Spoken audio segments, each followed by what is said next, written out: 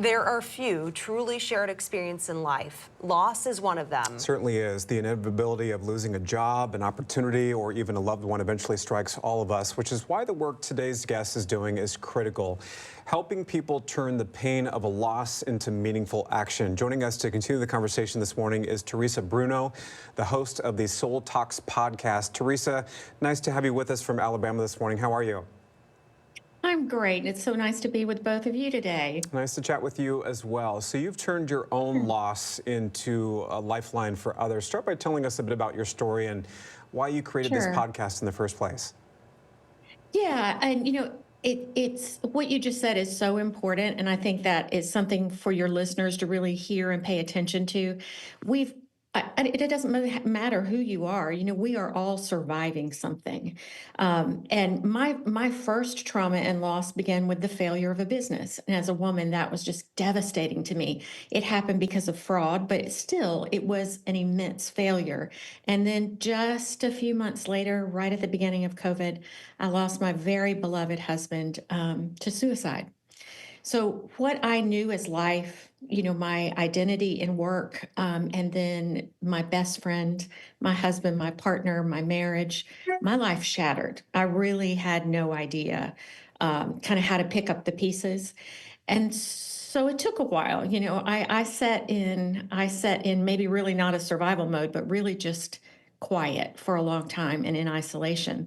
But as I began trying to figure out the tools to survive, I realized that all of my definitions of success and what I wanted for my life had changed pretty dramatically, and that I wanted to spend the next part of my life helping others survive grief, loss, betrayal, sorrow, and, kind of define those tools that I worked really hard to craft in my climb out. So that's why I started the podcast.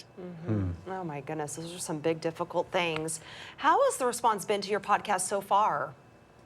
It's been amazing. And on two sides, there are two sides of it. One, I didn't anticipate. And I came out of the gate really quietly because I had suffered some social media scorn in the closing of my business. So I came out of the gate just calling it the Soul Talks, and I didn't even have my name on it.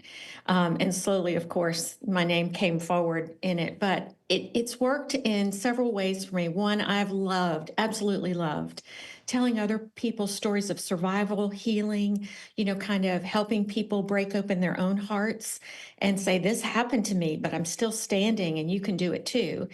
And that part's it's kind of the light of my life right now. But the other side of it that I didn't expect is that, and this is something I would really hope your viewers could hold on to today, when you share your pain, it lessens its power.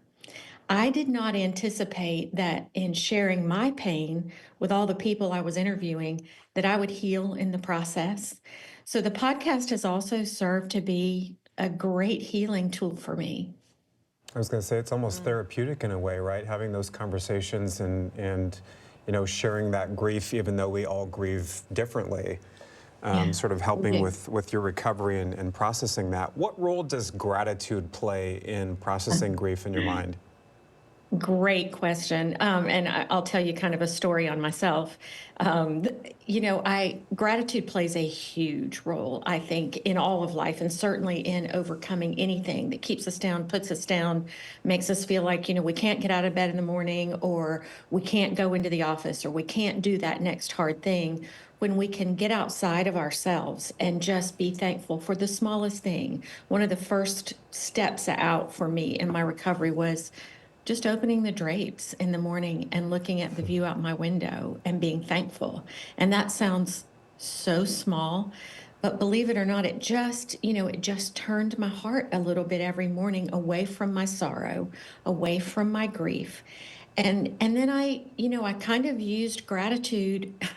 I called it my defiant gratitude, because it was like, okay, I'm going to be grateful because this grief is not going to kill me. And that's sort of a backwards way to come at gratitude. But gratitude is a powerful transformational tool to use every single day. What would you say to those who are maybe a little hard on themselves as they deal with loss or failure in some way? Well, I'd say I've been there. You're not alone.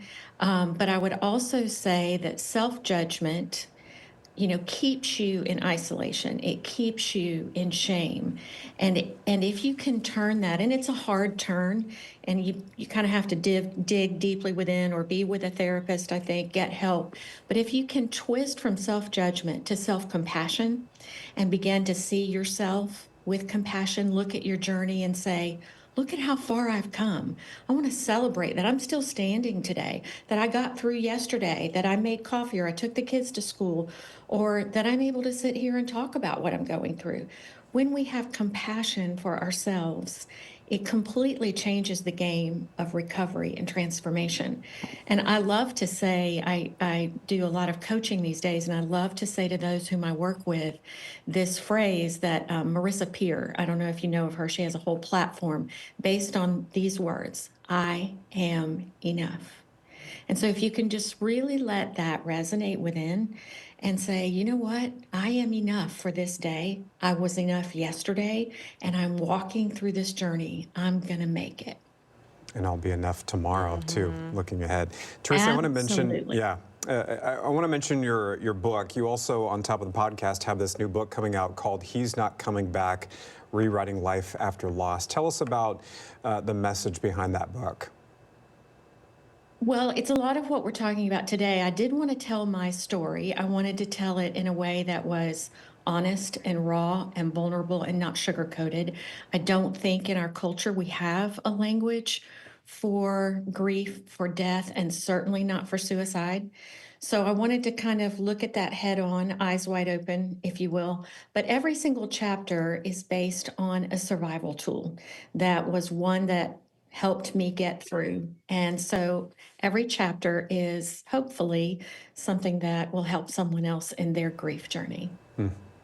And Teresa, tell us real quick, when is your book going to be released and how can people listen to your podcast?